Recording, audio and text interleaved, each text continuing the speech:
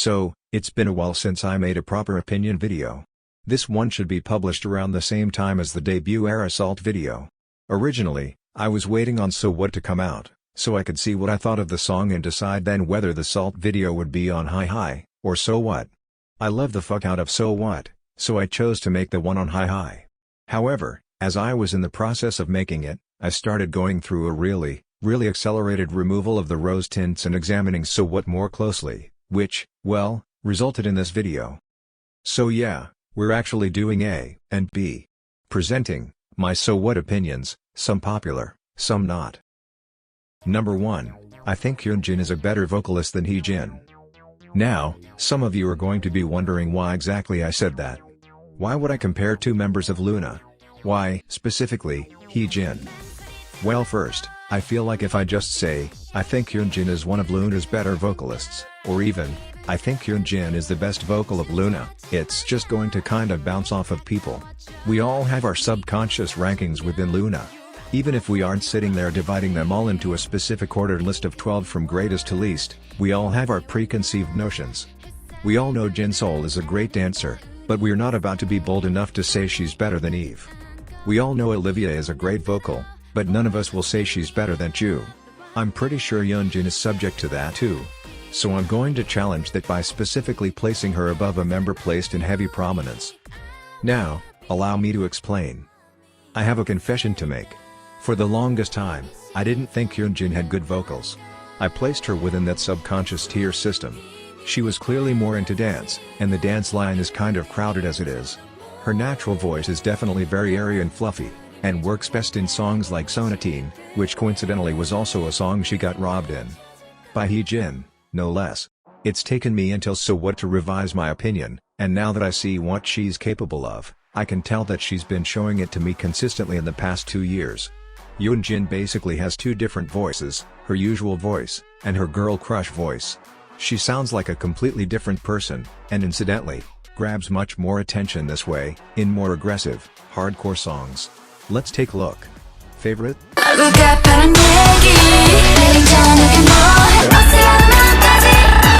Not Today?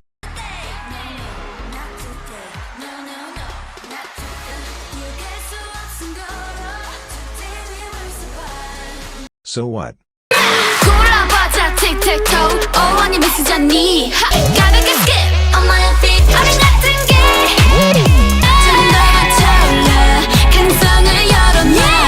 It seems when she's actually given the opportunity to raise her voice, she excels at it.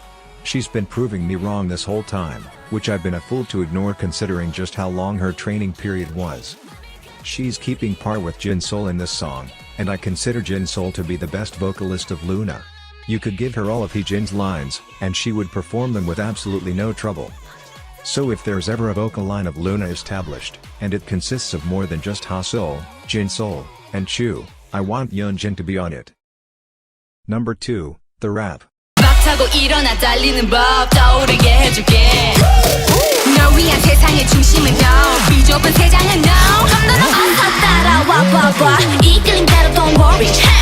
This is annoying.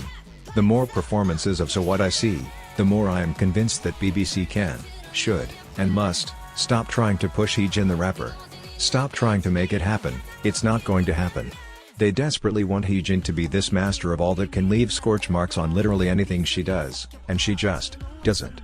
That's not her. She's a capable all-rounder, but not the best at any of them. She's a good vocalist and a good dancer, better than many of the idols we have nowadays, just not better than most of LOONA. She is definitely not a rapper. She had one frankly bad rap on Singing in the Rain, one really good one for Rosie, and now this one, which is passable. I think it's been made clear that while Heejin may really enjoy the girl crush concept and enjoy rapping, she wasn't destined to shine in it. Moreover, we have 3 people doing consecutive raps this time. There are Heejin, Jinsol, and Chuu. Now, I know that no one in LOONA formally trained in rapping, and that there are no official positions. I've stuck to that much myself. That said, this is disjointed and kind of annoying. Jinsol is clearly the most capable person here, either give the whole damn rap segment to her, or space them all out between people who don't get to rap often, like Go1 and Heejin. Don't chop it up between the capable rapper, the one who really wants to rap, and the one who's never rapped before. Because that's really what I want from LOONA. That's one of the things I've always felt like I was missing and have been dying to see, just a single, long, absolutely spitfire rap segment where a single member just goes off with the force of a nuke, absolutely annihilating me for 30 straight seconds. LOONA have almost no full-length raps, most if not all of them are short ones or short double raps passed back and forth between the members. This was an attempt at the latter, and went about it in an unsatisfying way. Number 3, Chuu's rap. Chuu's rap, specifically, gets a lot of people agitated because she already had a lot of vocal lines in the song and this really could have been passed off to a different member who had less lines. And that's sort of true, yes. Yet, of the 3 raps we get in this song, hers is at least refreshing. It could have gone to another vocalist, such as Go One. But at least it's someone doing something new, which is always its own kind of rewarding. I'm far less annoyed by Chuu's rap than Heejin's. In fact, you know what also annoys me more than the Chuu rap? This segment right after it. Here we have 2 lines by 2 singers that are already kind of overpowering the song already, in that one of them has a lot of line time, and the other has a lot of lines showing up in a short time. Besides, this is space. We're hanging in space. You know what could have gone in the space between Chuu's rap and the next chorus? Another rap. That was just enough time to squeeze in one more member going the fuck off and really proving that any member of LOONA can do whatever Heejin and Jinsol can. Number 4, line distribution. This is hideous. It's like we've regressed. We're back in the era of favorite and hi-hi, where you're hearing Heejin every 5 seconds, 5 members are taking all the lines and leaving everyone else to fight over the rest, and Vivi and Go One are still getting paid dust. However, I think what we can learn from So What is to pay attention not only to the actual amount of time a girl is singing, but the number of lines she has and how often she is singing. These are the numbers of lines. By the time the first chorus is over, Heejin has sang thrice while others have sang twice at most, and the chorus is immediately followed by a rap, bringing it up to 4 times before the song is even half done. Heejin and Chuu sing the most. This is evident in not only their greater number of lines, but the long length of most of them.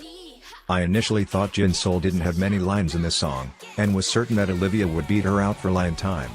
Jinsol actually sings as much as Kim Lip does, but her lines are evenly spaced and mostly short. Her belt at the end is worth about 80% of her lines beforehand.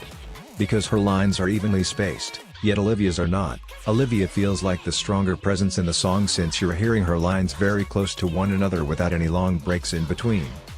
All of Yeojin's and Olivia's lines were short. Yeojin was a more consistent, evenly spaced presence than Olivia was, explaining why she neither feels overpowering to the song or left out of it entirely. Yeojin proves that you can still be a part of a song even if you're technically getting no real time to sing at all. Eve, Kim Lip, and Heejin sing all the longest lines of the song, and none of them goes under 6 total lines. They have not only the longest lines, but plenty of shorter ones that could have gone to other members. Their presences in the song are overpowering. Naturally, Go One and Vivi sang the least, and had universally short lines.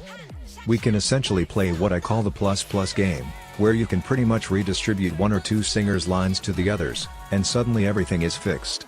Not only have we had a year and a half to learn from Hi-Hi, but one member was sitting out of the song, that was one less member to divide lines between, and yet this happens. There is no excuse left as to why the title track especially is tilted so far towards a few members and tilted so far away from certain others. And frankly, this makes me afraid. I'm no champion of Jaden Jeong's, in fact he can eat a big fat dick or 2, but if this is what our songs look like after he's gone, it makes me wonder if not every complaint with LOONA can be laid at his feet. I've heard other people suggest that this is due to the influence of Lee Soo-man, whose company apparently has a history of prejudice against Chinese idols in K-pop. But I don't think that holds up because this specifically matches behavior we've seen before, rather than just loosely resembling it. A lot of people get so wrapped up in VV that they forget Go One suffers from this, too.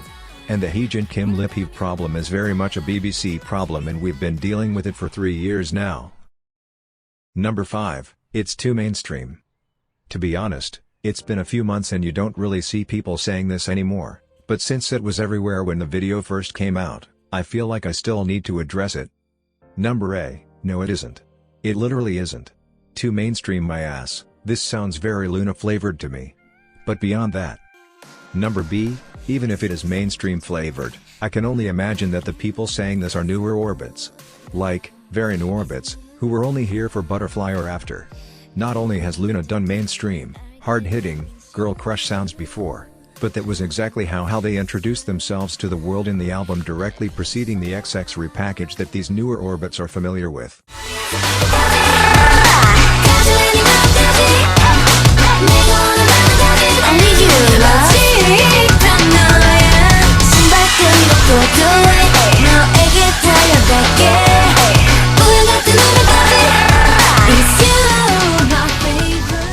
This sort of sound is exactly what made LOONA blow up. You can lay their first real step towards success at the feet of Odd Eye Circle, who walked so that YYXY could run.